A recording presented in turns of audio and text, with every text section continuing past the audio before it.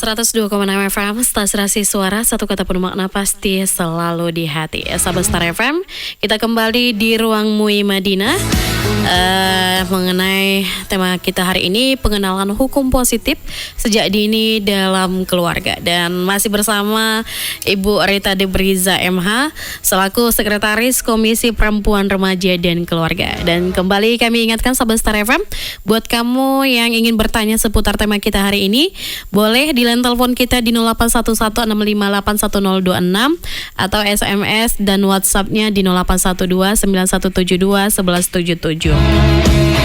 Dan buat sahabat Star FM bisa mendengarkan kami juga melalui live streaming kami di www.starfmmadinah.com dan menonton live streaming kami di Facebooknya di Radio Star 102,6 FM Penyambungan mengenai pengenalan hukum positif. Nah, untuk tujuan dari pengenalan hukum positif itu sendiri apa sih, Bu? Jadi setiap aturan yang kita terapkan ataupun aturan yang kita ajarkan kepada anak-anak kita itu otomatis kan harus ada tujuan kan, begitu. Di mana tujuan ini itu merupakan upaya yang harus kita lakukan untuk menjadikan anak-anak kita itu menjadi anak yang taat. Atau menjadikan seseorang itu menjadi yang taat. Kemudian taatnya bagaimana? Dia taat akan hukum itu tadi, taat akan peraturan. Jadi ketika anak ini akan melakukan perbuatan, dia akan tahu ke depannya itu apa risiko ataupun apa sanksi yang akan dia terima ketika dia melanggar aturan itu tadi. Karena tujuannya selain untuk membentuk karakter anak, membentuk disiplin anak dari rumah, itu tujuannya itu nanti agar terciptanya masyarakat yang tertib, masyarakat yang tentram. Karena berawal itu semua kan dari rumah. Baru nanti akan menjadi masyarakat. Anak-anak kita akan bergaul di luar sana, bergaul di sekolah, bergaul di lingkungan, bercengkrama ataupun berkomunikasi dengan guru-guru di sekolah. Jadi inilah pentingnya atau inilah tujuannya itu kita harus memberikan ataupun menanamkan karakter disiplin itu terhadap anak kita tadi, agar dia tahu ataupun agar dia itu taat terhadap hukum itu sejak dia dini, sejak dia kecil. Kemudian ketika dia menempuh pendidikan selanjutnya itu sudah tumbuh, anak ini sudah tumbuh menjadi pribadi yang baik. Kemudian pribadi yang patuh, pribadi yang tidak melanggar peraturan.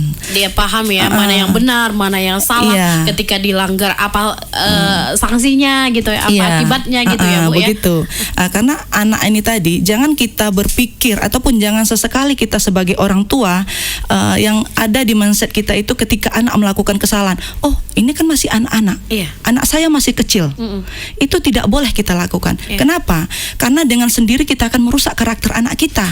Kita yang akan merusak bagaimana anak itu ke depannya. Jadi kita sebagai orang tua lah yang tahu bagaimana anak ini ke depannya. Jadi kita harus berikan mereka, harus kita konsumsikan mereka itu dengan vitamin-vitamin yang bagus, vitamin-vitamin yang baik, baik itu ucapan, perbuatan ataupun yang lainnya. Jadi jangan kita beranggapan ketika perbuatan itu memang sepele. Kita lihat misal nanti si kakak berantem dengan adik, atau mungkin anak kita berantem dengan tetangga, kemudian pulang ke rumah mengadu, lalu kita membela, begini begitu, itu tidak boleh. Padahal perbuatan anak itu salah ya, Bu, ya, misalnya itu tadi belum tentu anak kita yang salah dan juga belum tentu anak orang yang salah, kan begitu. Ada baiknya kita tanya dulu. Jadi sering kita lihat di masyarakat itu anak yang berantem, anak yang orang tua yang ikut-ikutan, kan nggak enak juga, apalagi kita bertetangga. Jadi disinilah perlunya kita memberikan pemahaman disiplin ini tadi, pemahaman kaidah-kaidah hukum itu kepada anak. Karena hukum itu sama dengan norma, aturan, asas. Yang mana sumbernya itu tadi, selain dia undang-undang, selain dia traktat, itu adalah adat ataupun kebiasaan yang ada di masyarakat tersebut. Ya, kadang kebiasaan di masyarakat ini berbeda. Tiba-tiba misalnya orang rantau pindah ke sini, dia harus memahami itu ya. Apa sih istilahnya? Di mana bumi dipijak, di situ langit dijunjung, ya kan? Jadi tapi orang tua yang harus memberikan pemahaman ya, Bu, ya. Jadi kita sebagai orang tua ini harus lebih cerdas begitu. Apalagi zaman sekarang itu kan sudah tidak seperti zaman kita dulu lagi, kan begitu.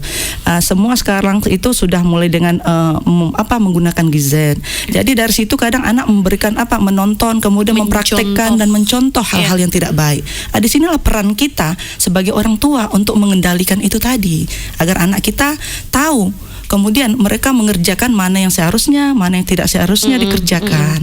Jadi disinilah tumbuh sopan, santun. Kemudian anak itu berkarakter. Kemudian anak itu bisa diharapkan seperti yang kita inginkan, yaitu menjadi anak yang soleh dan soleha itu tadi. Sehingga terbentuk nanti masyarakat yang tentram, masyarakat yang damai begitu. Baik Bu, di sini ada satu pertanyaan nih dari sahabat Star FM, saya bacakan dulu ya. Assalamualaikum warahmatullahi wabarakatuh. Selamat pagi Ibu. Saya pengen bertanya, katanya upaya apa yang harus dilakukan kami sebagai orang tua dalam pengenalan hukum itu sendiri, katanya Bu. Ini dari Siabu nih, dari Boru Nasution di Siabu. Boleh dijawab Ibu pertanyaannya ya Bu? Saya akan menjawab pertanyaan dari Boru Nasution tadi ya, dari Siabu. Jadi ada beberapa upaya yang bisa kita lakukan sebagai orang tua, kan begitu. Yang pertama itu adalah kita berbicara dengan anak ini, kemudian kita cari tahu solusinya. Jadi ketika anak punya masalah, jangan langsung kita marahi. Kita tanya dulu, abang, kakak itu tadi habis ngapain? Seperti apa kronologisnya, kita tanya. Jadi ketika kita bertanya dengan anak-anak ini tadi, karena usia yang berbeda, ya otomatis cara pendekatan juga pasti berbeda, kan begitu. Bahwasanya kita tanya anak kita, apa masalahnya kak? Kenapa bisa begitu? Kemudian anak pasti bercerita. Setelah anak bercerita, sambil kita memeluk, kemudian kita bilang sabar. Nanti mama tanya dulu bagaimana di sekolah, atau kalau misalnya itu permasalahannya di sekolah. Kalau dengan tetangga, nanti mama tanya dulu anak di sebelah bagaimana. Kan namanya berkawan, kan begitu. Jadi ketika anak-anak ini mengadu, kita nggak usah langsung ini ya, langsung marah karena gitu ya. Pasti yang namanya anak-anak itu 2 menit setelah berantem pasti baikan lagi, kan begitu. Nanti pulang udah berdarah, udah macam apa kan gitu, udah benjol segala macam. Memang di satu sisi kita sebagai seorang ibu itu kan nggak mau dong anak kita terluka oleh siapapun, kan begitu. Namun disinilah kita harus bijak, akan begitu. Itu yang pertama, berbicara kita ataupun kita ajak anak kita berkomunikasi, karena semua itu dimulai dari komunikasi yang baik. Kemudian upaya selanjutnya kita lakukan itu adalah mengajari anak kita itu menjadi figur ataupun karakter yang pemaaf, kan begitu. Ketika ada kawan yang melakukan pencelaan, atau ketika ada kawan yang memarahi atau yang segala macam terhadap kita atau terhadap anak, kita ajarilah untuk menjadi orang yang pemaaf. Kenapa? Karena ketika kita sudah memaafkan kesalahan seseorang, kita akan merasa bahagia, kita akan merasa tenang. Jadi tidak boleh ada dendam yang ada dalam hati anak kita. Kemudian upaya yang kita lakukan selanjutnya itu adalah ajarkan pada anak-anak kita itu tadi untuk disiplin. Artinya ketika bangun pagi itu jam berapa, sekolah jam berapa, pulang sekolah ngapain, kan begitu. Di rumah kerjaannya apa saja. Jangan main gadget mulu ya Bu ya. Iya. Ada jadwalnya, kan begitu. Itu tidak bisa kita hindari. Kenapa? Karena zaman sudah modern, IT-nya sudah canggih. Jangan sampai anak kita itu tidak mengenal IT, kan begitu. Kirain nanti seharian full nonton game. Jangan, itu nggak boleh. Kemudian yang berikutnya itu adalah kita harus menjadi suri tauladan. Ini yang paling penting. Kita menjadi suri tauladan yang baik itu terhadap anak. Dengan cara apa? Kita mempraktekkan apa yang kita katakan. Ketika kita mengatakan yang baik, maka anak akan meniru yang baik. Ketika kita mengatakan yang buruk, maka anak juga akan mengatakan yang buruk. Anak itu peniru yang hebat. Iya, peniru yang hebat anak ini. Jadi anak ini tadi kadang di sekolah dia kan ada bicara, hey, kalau bahasa mendiling gitu kan berantem, hey, kan gitu. Itu kan disensor.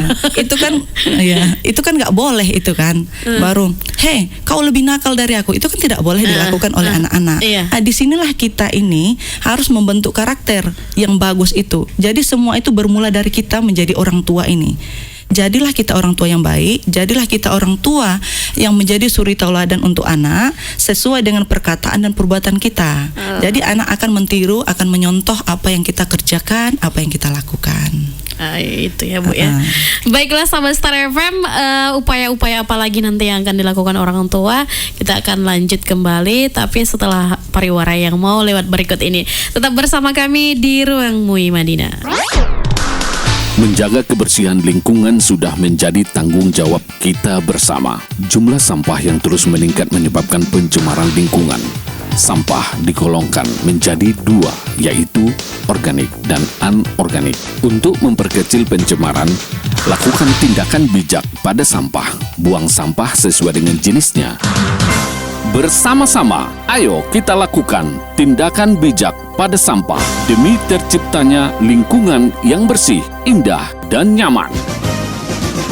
Pesan ini disampaikan oleh Dinas Lingkungan Hidup Kabupaten Mandailing Natal.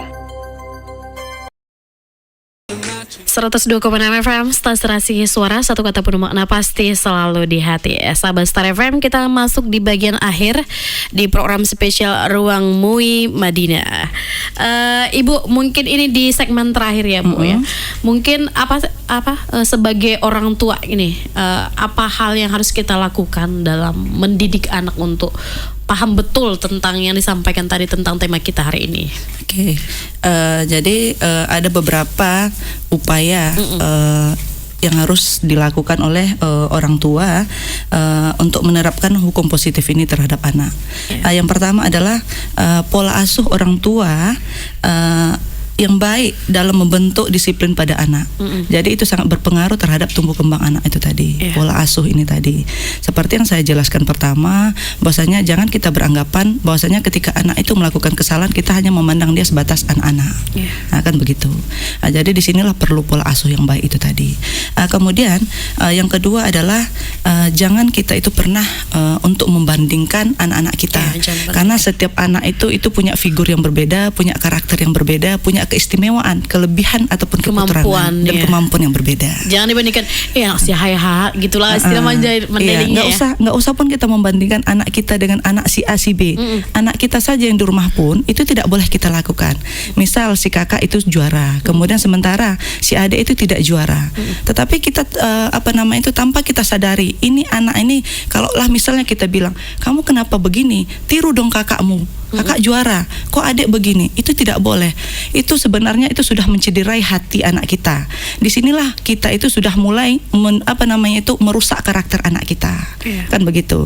Jadi setiap anak ini tadi itu dia punya kelebihannya masing-masing. Jadi disinilah peran kita sebagai orang tua itu untuk lebih sabar, untuk memahami, kemudian mendidik anak-anak kita. Kemudian yang selanjutnya, upaya yang harus kita lakukan sebagai orang tua itu adalah memberikan contoh yang langsung kepada anak, kan begitu. Ketika kita di rumah, misal mau sekolah harus salaman dulu, kan begitu. Dengan sendiri anak ini tadi akan menerapkan dalam diri. Sekali dua kali mungkin kita ajarkan. Berikutnya tidak. Ketika kita pamitan, yuk mama mau berangkat sekolah. Dia sudah paham. Dia sudah paham. Kakak mau berangkat ya, adik akan datang menjumpai. Otomatis. Nah, itu dulu skala terkecil, kan begitu. Atau misalnya tadi contoh yang langsung itu ketika kita berbicara, kan gitu. Terkadang pada saat kita berbicara anak menyela pembicaraan kita. Itu kan tidak baik. Semua nanti kan bermula dari rumah. Kalau kita itu biasakan, itu nanti akan terbawa oleh anak kita keluar, kan begitu. Jadi kalau sudah lama ini nanti sudah menumpuk dalam pemikiran anak-anak dan terbiasa diterapkan, sulit bagi kita akan merubah ini. Biasanya tadi. jadi pembangkang nakal jadinya ya, Bu, ya. Kan begitu. Jadi disinilah perlu kita terapkan apa yang kita ucapkan, itulah yang kita praktekkan. Langsung contoh itu untuk dilihat oleh anak kita. Memberikan contoh yang baik.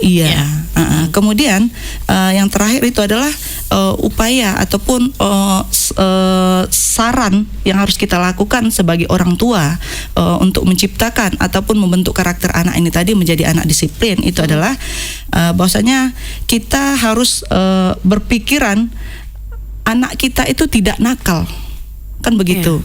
Tapi terkadang memang kitanya yang tidak sabar dalam mendidik anak-anak ini tadi. Jadi dengan mudah kadang ketika anak-anak mendekati kita, kemudian ketika kita mungkin terasa lelah atau bagaimana sehingga terucap dari mulut kita, loh abang kok nakal.